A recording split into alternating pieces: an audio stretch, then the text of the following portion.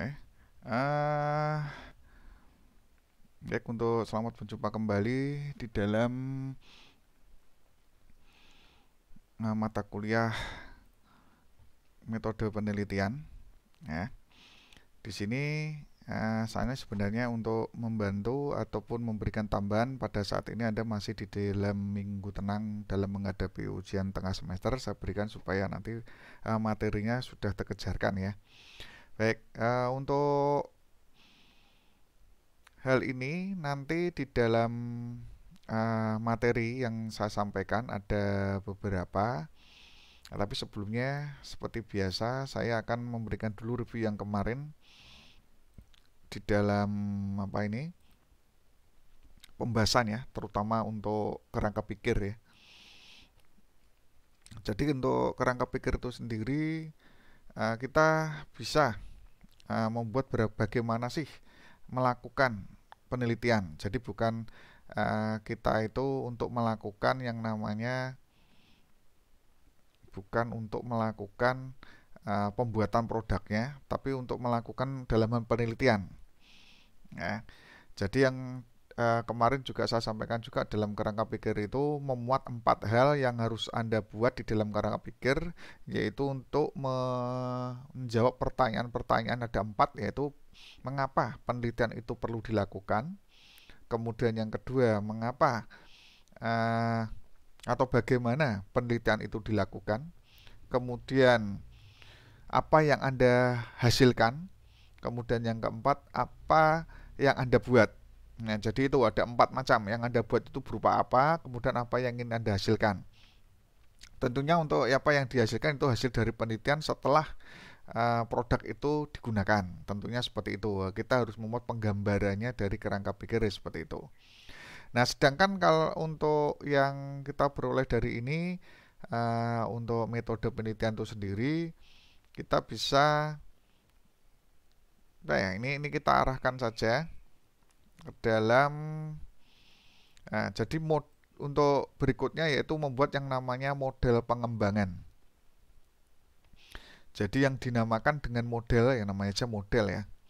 Nah, jadi model pengembangan itu, jadi metode penelitian atau model pengembangan yang kita gunakan ya, terdiri di dalam subbab ini terdiri dari 3 bab atau 3 hal, yaitu model pengembangan, prosedur pengembangan, kemudian uji coba produk. Nah, untuk penggambarannya, untuk model pengembangan itu apa sih yang model yang bagaimana sih atau penelitian yang bagaimana sih untuk pengembangan produk Anda, untuk melakukan penelitian pengembangan produk Anda. Kemudian yang kedua yaitu bagaimana sih langkah-langkahnya dalam pengembangan tersebut. Kemudian yang ketiga yaitu bentuknya bagaimana atau desainnya bagaimana nanti produk Anda yang hasil pengembangan Anda itu seperti apa. Jadi nanti isi dari metode penelitian di dalam sub ini ada 3, jadi model pengembangan. Nah, nanti kita arahkan di dalam model pengembangan itu kita arahkan ke dalam metode penelitian yang kita buat saja, yaitu metode research and development. Nah, sedangkan prosedur pengembangannya yaitu bagaimana langkah-langkahmu ya kita sesuaikan aja dengan langkah-langkah dari research and development yang kita sudah pelajari di awal pertemuan. Nah, jadi ada 10 langkah, ternyata saya berikan cuma hanya sampai dengan 6 langkah saja. Nah, sedangkan untuk hasil produkmu seperti apa atau desainmu seperti apa, lah kita akan membahasnya di dalam uji coba produk. Nah, sekarang kita kembangkan dulu atau pengertian dulu model pengembangan itu seperti apa. Jadi model pengembangan dapat berupa model prosedural, modelnya bisa konseptual, dan atau model teoretik. Kalau model prosedural itu, model ini merupakan model dari langkah-langkah dari orang lain atau yang sudah Anda cuman untuk membuat langkah tersebut sudah ada, tinggal Anda tirukan saja atau menggariskan langkah-langkah yang harus diikuti dari penghasilan produk ini. Jadi ya kita sifatnya. Tapi kalau model konseptual, jadi model ini sifatnya menganalisa dikembangkan antar komponennya seperti apa, sedangkan model untuk yang teoretik ya menunjukkan hubungan antar peristiwa. Nah, jadi kalau kita hubungkan dengan Anda pakai di yang Anda gunakan, nah kita nanti arahkan saja ke dalam model research and development yang di sini, yaitu model prosedural saja karena research and development sudah ada ya, yaitu yang Anda nanti tinggal menggariskan seperti apa ya. Jadi itu langkah-langkahnya seperti itu. Kita acukan saja ke model prosedural. Nah, dalam bagian ini apabila model itu digunakan merupakan adaptasi dari model yang sudah ada seperti tadi misalkan metode penelitian riset development kan sudah ada, maka Anda di dalamnya harus ada yang namanya ada alasan mengapa Anda menggunakan model tersebut untuk mengembangkannya. Di situ juga harus ada alasannya. Mengapa? Kemudian apa saja komponennya? Nah, kemudian apa saja kelebihannya? Nah, itu kalau Anda menggunakan model ini, model yang sudah ada atau kita sudah mengadaptasi dari model yang sudah ada. Nah, tapi kalau Anda membuat sendiri, harus bisa menjelaskan komponen atau kaitan antar komponen tersebut. Harus bisa Anda memaparkan dulu. Nah, tapi tentunya di sini biar mempunyai persamaan, kita bisa menggunakan pengembangan model dari adaptasi saja, yaitu pengembangan model yang dipilih dari research and development. Serta alasannya apa? Oh, serta alasannya karena model tersebut cocok digunakan sebagai model untuk menghasilkan suatu produk. Itu aja, karena di sini saya berikan kecocokan yaitu di dalam keilmuanmu bagiannya teknik berarti harus bisa menghasilkan produk, sedangkan metode pengembangan yang cocok untuk menghasilkan produk yaitu metode riset and development itu sendiri. Nah, itulah isinya dari model pengembangan. Jadi Anda harus bisa menyertakan alasannya mengapa Anda menggunakan model riset development, tapi tentunya itu kita harus tahu dulu apa sih kelebihannya riset development, apa sih yang namanya riset and development dan lain sebagainya, harus punya referensinya. Maka di dalam model pengembangan Anda harus juga dibantu oleh referensi. Nah, itulah yang namanya riset and development. Nah, nanti berikutnya yaitu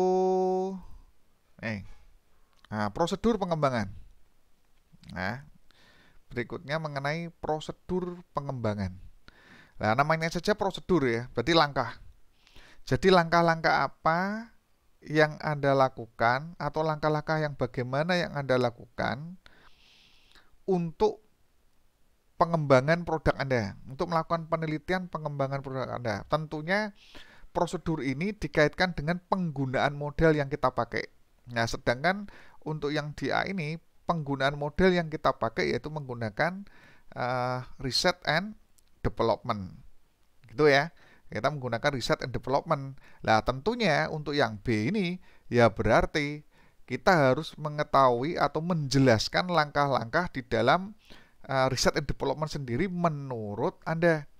Jadi apa sih pengembangannya? Misalkan aja research and development yang pertama kan potensi dan masalah, misalkan seperti ini aja. Jadi pada bagian ini memuat tahapan prosedur pengembangan yang kita gunakan. Tahapan-tahapan yang dilakukan dalam melakukan pengembangan tergantung pada referensi Anda gunakan. Misalkan 6 tahapan dalam metode R&D Anda. Nah, misalkan di sini Anda harus bisa menjelaskan. Misalkan tahapan yang pertama yaitu potensi dan masalah. Maka di situ Anda bisa menjelaskan apa yang Anda lakukan dalam menemukan potensi dan masalah yang ada di dalam objek itu. Gimana caranya Anda menemukan potensinya atau masalah tersebut. Nah, Anda berikan paparan di situ, penjelasan bagaimana Anda cara menemukannya. Nah, mestinya Anda menemukan data, observasi dan sebagainya kan. Tentunya itu Anda pakai. Tentunya Anda bisa menggunakan beberapa peralatan yang lain, instrumen-instrumen apa, meyakinkan itu masalahnya atau membuat identifikasi masalahnya seperti apa. Nah, misalkan itu. Kemudian yang kedua, misalkan kemarin juga menganalisis mengenai analisisnya. Analisis data Anda itu bagaimana sampai dengan Anda memberikan prosedurnya, menceritakan sampai dengan langkah yang keenam saja, yaitu uji coba produk. Itu bagaimana Anda cara menguji cobanya besok. Nah, kalau uji coba besok yang kemarin saya berikan contoh saja, misalkan Anda di daerah sekolahan itu, oh saya pakai saja uji cobanya 6 orang siswa untuk uji coba skala kecil, atau satu kelas untuk skala kecil, ya itu dijelaskan di sini. Ya, di dalam proposalmu itu, ya, di dalam proposal bisa dilihat bagaimana sih Anda nanti besok melakukan ini uji coba produknya bagaimana. Ya, tentunya Anda harus bisa menjelaskan, karena di dalam prosedur pengembangan ini khusus untuk kita membicarakan masalah proposal, berarti isi ya, nanti beda lagi yang untuk skripsi ya. Prosedur pengembangan yang ada di dalam proposal itu memberikan Anda deskripsi atau penjelasan atau paparan bagaimana Anda ingin atau bagaimana yang akan Anda lakukan. Ada tulisan akan. Jadi seperti tadi potensi, masalah, bagaimana yang akan Anda lakukan dalam menemukan potensi. Terus bagaimana yang Anda lakukan untuk mendesainnya. Bagaimana yang Anda lakukan untuk melakukan validasi. Lah, seperti itulah Anda jelaskan di dalam yang namanya prosedur pengembangan, sampai dengan bagaimana Anda melakukan uji coba di dalam prosedur ataupun pembuatan atau melakukan uji coba produknya itu bagaimana. Nah, itulah yang isinya disebut dengan prosedur pengembangan. Oke ya. Baik. Nah, kemudian untuk yang ketiga, lah kita ini membicarakan masalah, jadi saya ulangi lagi, untuk model pengembangan itu apa model yang Anda gunakan untuk mengembangkan produk, tapi ini saya arahkan model pengembangan produknya yaitu menggunakan model pengembangan research and development. Tentunya kita sudah mengetahui research and development ada 10 langkah, tapi di sini Anda cuma saya berikan 6 langkah saja, hanya sampai pada uji coba skala kecil. Nah, kemudian yang B ini bagaimana cara melakukannya. Nah, itu aja yang B, Anda menjelaskan pemaparannya di dalam prosedur pengembangan. Nah, kemudian yang ketiga, tadi saya katakan di sini uji coba produk, itu bagaimana caranya Anda menguji coba. Nah, bagaimana caranya dan bentuknya bagaimana produk yang ingin Anda uji coba. Nah, tata caranya itu bagaimana? Nah, itu kita akan memuat di sini. Nah, uji coba produk kita akan memuat di sini. Tata caranya bagaimana? Kita buka. Nah, di dalam uji coba produk ini kita harus mengumpulkan data yang digunakan sebagai dasar menetapkan tingkat efektivitas dan efisiensi. Ya, tentunya kita memuat dalam mencoba penelitian ini, nantinya sebenarnya itu Anda mengambil hanya 2 hal saja. Di dalam penelitian, melakukan penelitian membuatnya nanti ada 2 hal, yaitu Anda harus bisa melakukan pembuatan produk yang valid. Itu yang pertama, karena di dalam research development juga ada yang namanya penilaian kevalidasi. Berarti yang pertama dulu yang Anda lakukan yaitu masalah kevalitan dari produk yang Anda buat. Ya, tentunya harus valid. Ya. Kemudian yang kedua, hasil yang Anda capai yaitu masalah efektif dan efisien. Ya, harus setelah digunakan nanti kita memuatnya masalah efektif dan efisien saja yang kita pakai. Ya, tentunya efektif dan efisien itu yang Anda harus bisa menjabarkan sendiri. Efektifnya yang bagaimana menurut Anda kalau misalkan produk itu sudah digunakan, dan efisiensi yang bagaimana kalau produk itu sudah digunakan. Nah, jadi ada daya tarik sendiri yang untuk produk yang dihasilkan itu nanti. Ya, jadi nanti sebenarnya saya ulangi lagi, sebenarnya di dalam Anda melakukan penelitian ini, setelah menghasilkan produk itu yang Anda kejar cuma 2 saja untuk kegiatan Anda, yaitu cuma bagaimana membuat sebuah produk yang valid digunakan, dan yang kedua bagaimana sebuah produk itu kalau digunakan bisa menjadi lebih efektif dan lebih efisiensi. Nah, tentunya kita masih ingat efektif digunakan dan efisiensi. Kalau efisiensi sih memuat masalah bisa meringankan biaya, bisa meringankan waktu, bisa meringankan kegiatan. Tapi kalau efektif itu hasil yang kita capai maksimal, optimum. Nah, tentunya kita harus mengejar ini juga, yaitu efektif dan efisien. Jadi saya katakan cuma dua tadi kunci Anda dalam membuat proposal maupun skripsi. Kita cuma ngejarnya yaitu validasi dan kevalitan dan efektif saja. Nah, dari produknya Anda. Nah, tentunya. Nah, di dalam penjelasan uji coba produk ini ada 5 hal. Nah, ada 5 hal yang nantinya Anda paparkan, yaitu desain uji coba yang memuat desainnya seperti apa. Ya, di situ di dalam proposal pun juga harus Anda mempersiapkan nantinya desainmu ini seperti apa desainnya. Desainnya aja tidak jadi ya, ini bukan langsung jadi enggak, tapi seperti apa desainnya. Yang namanya desain bukan produk jadi.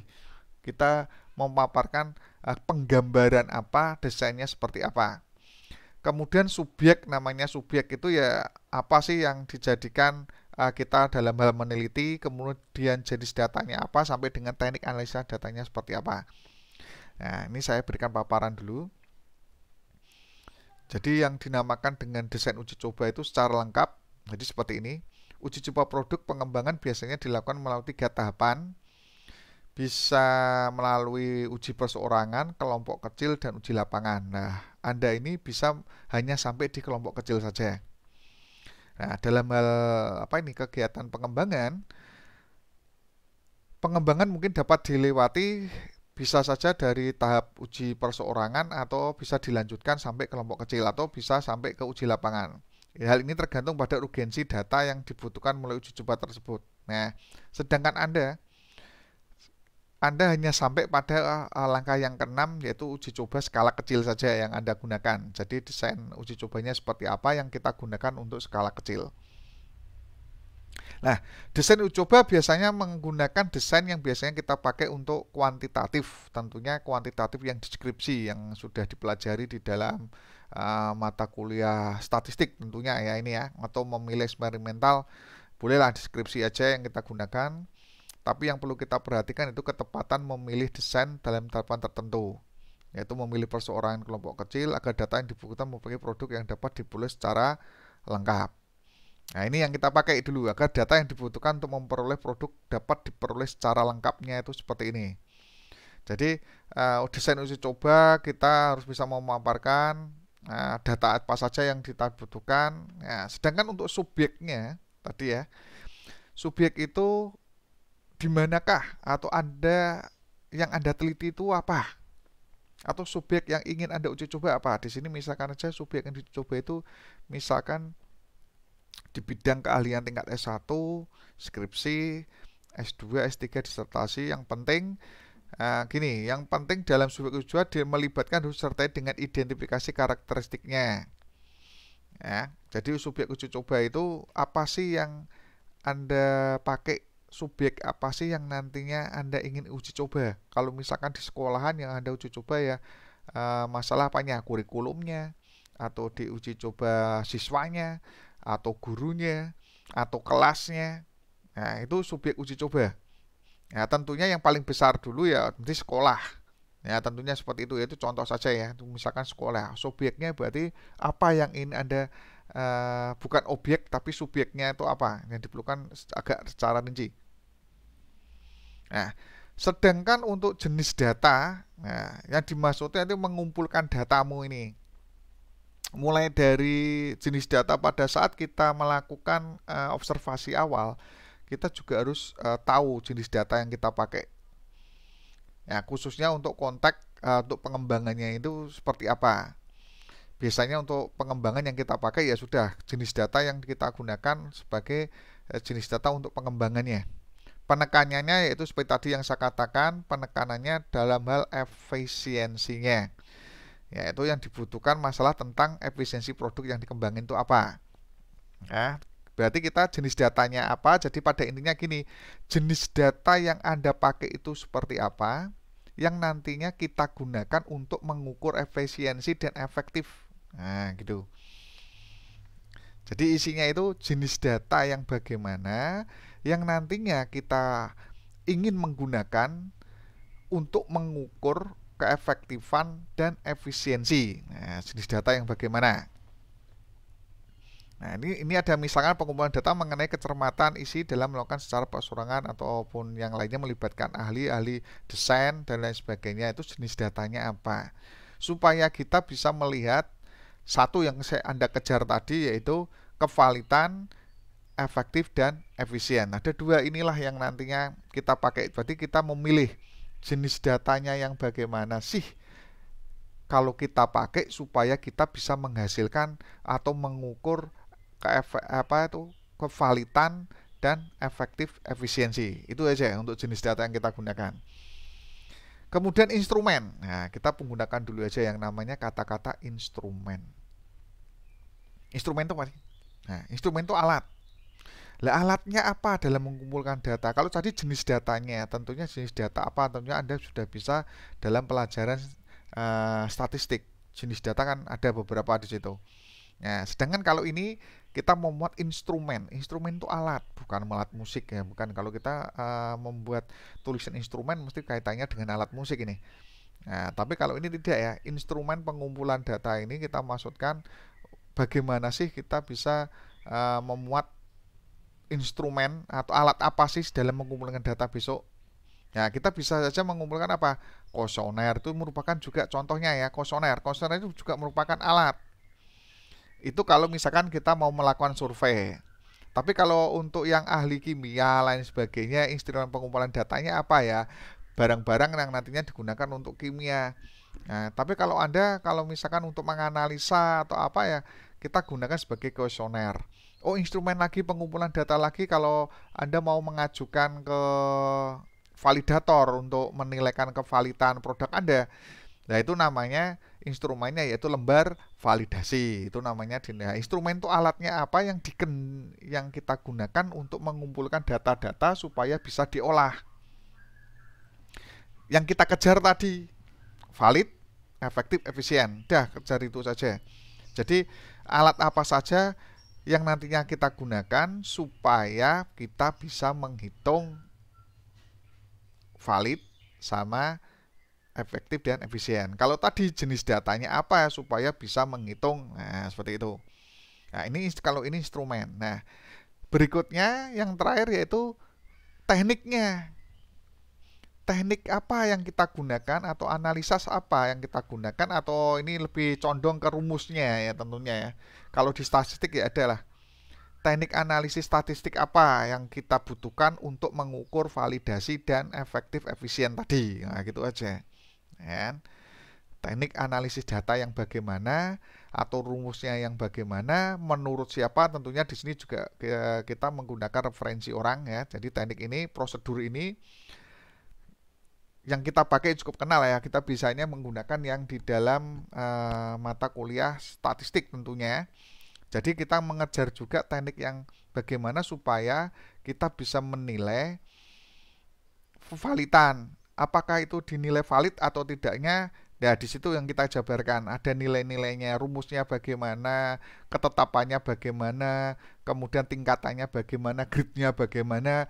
Nah, itulah yang dinamakan dengan teknik analisa data. Kita bisa menggunakan tekniknya siapa, ya dijabarkan seperti tadi ya, seperti biasa. Mengapa Anda menggunakan teknik ini, tekniknya seperti apa, sampai lengkap ya. Jadi ada gridnya. Biasanya kalau ada kelas-kelas itu ya mesti ada kan ya, atau yang dinamakan biasanya kan sih kalau untuk valid, efektif ya, biasanya kita memuat tidak efektif, kemudian kurang efektif, cukup efektif, efektif, sangat efektif. Kan tentunya seperti itu, mesti ada grid-gridnya seperti itu ya. Cuma ngitungnya mengapa itu kan melalui itu ya, rangkaian statistiknya. Cuma ngitungnya menggunakan rumus apa ya kita pakai. Maka kita butuh rumus atau teknik ini ya, kita cari bahan referensinya.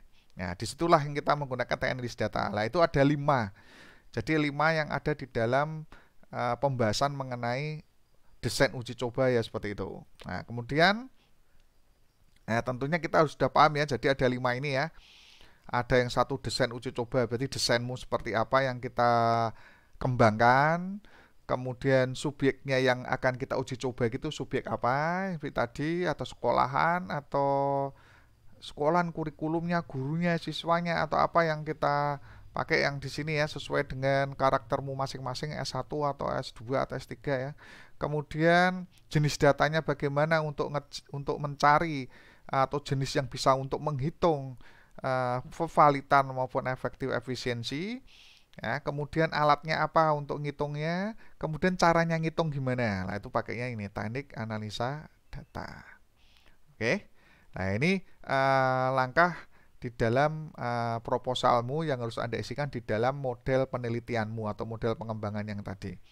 Oke ya, tentunya Anda sudah paham semua ya ini untuk yang sudah saya jelaskan teknik-tekniknya. Nah, kemudian yang terakhir yaitu jadwal penelitian. Nah, jadwal penelitian ini memuat rangkaian kegiatan yang harus Anda tempuh tadi sesuai dengan jadwal Anda sendiri. Ya, jadwal Anda itu seperti apa? Nah, biasanya bentuknya ya tabel seperti ini. Ya, ada rangkaian kegiatan yang ada disesuaikan nantinya dengan kegiatan dengan prosedur yang Anda gunakan.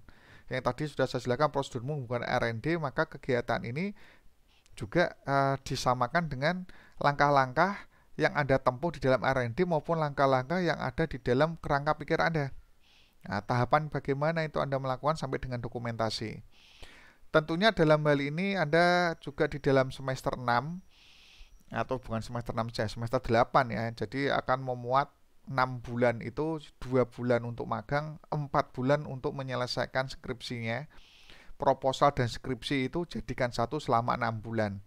Berarti kalau saya asumsikan Anda membuat proposal itu 2 bulan, ya, sambil nanti kuliah juga ada, sambil magang ya, juga ada di situ 2 bulan, kemudian yang 4 bulannya menyelesaikan skripsi. Jadi bulan pertama sebagai minggu pertama ini dijadikan sebagai pengumpulan data sampai perencanaan, nah analisis ini. Nah, ini tahapan dalam Anda membuat proposal itu sampai di sini. Sudah tamat bulan kedua, jadi dimulai bulan pertama. Jadi untuk bulan ini jangan Anda tulis bulan 1, bulan 2, bulan 3, bulan 4, tidak. Tapi berdasarkan bulan yang sesungguhnya bulan Masehi. Kalau misalkan Anda mengumpulkan datanya atau biasanya cocokkan saja di dalam proposal Anda. Kalau misalkan proposalmu itu jatuh di bulan Desember ya, silakan yang pertama ini Desember, Januari, Februari, Maret. Nah, berarti apa? Anda membuat sendiri jadwal harus dipatuhi sendiri. Kalau misalkan di sini bulan Maret selesai Pak untuk dokumentasi semuanya, berarti saya sudah melakukan penelitian harus terakhir pada bulan Maret. Tentunya hal ini sudah nanti dilihat oleh tim penguji kalau untuk menguji apakah benar Anda tepat waktu untuk menyelesaikan penelitiannya di sini. Ya. Jadi hati-hati dalam melakukan kegiatan pelaporan jadwal penelitiannya. Ini yang membuat Anda sendiri, Anda bisa membayangkan kapan Anda harus bisa menyelesaikan sendiri, kapan deadline saya harus bisa menyelesaikan skripsi saya. Ya, disinilah bisa diberikan penjadwalan supaya lebih tersistematis. Ya, Anda tersistem, jadi nggak meloncat-loncat, tidak. Anda mempunyai target dalam menyelesaikan skripsi itu, Anda punya target sendiri di sini sampai sini. Ya, targetnya sampai dokumentasi selesai. Ujian sampai minggu 3, 4 selesai, wisuda lah di sini. Nah, dokumentasi penulisan skripsinya di sini. Nah, itulah merupakan jadwal penelitian. Jadi di dalam kegiatan itu disesuaikan dengan tahapan-tahapan penelitian Anda mengutarakan research and development. Ya, kemudian sesuaikan juga langkah-langkah yang sudah Anda tempuh. Jadi langkah-langkahnya ini kapan Anda harus melakukannya, di bulan berapa, di minggu keberapa, itu harus Anda tersistematis di sini supaya apa?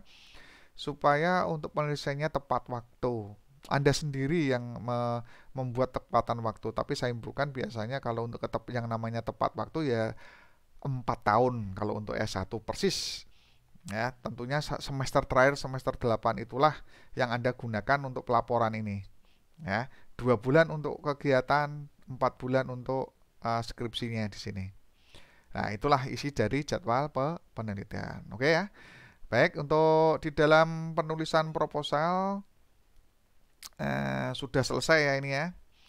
Nah, dari penulisan proposalnya sudah selesai, jadi kita sudah memuat A sampai dengan L, sudah selesai. Jadi setelah sampai di mid, kita butuh ini aja ya, A sampai dengan L, dan nanti besok setelah Anda selesai di semester 7, bisa mempersiapkan dulu yang pertama, yang sudah saya lakukan dulu, yang sudah digunakan itu judul dan sebagainya. Tentunya yang ingin Anda buat yaitu susunan proposal. Jadi A sampai dengan L. Oke ya. Baik, untuk hari ini pertemuannya tambahan sudah selesai. Jadi besok Anda bisa mempersiapkan dulu untuk ujian tengah semesternya. Semoga untuk ilmu ini bermanfaat bagi kita semuanya dan bermanfaat nantinya Anda dalam menyusun proposal. Oke, saya akhiri dulu. Assalamualaikum warahmatullahi wabarakatuh.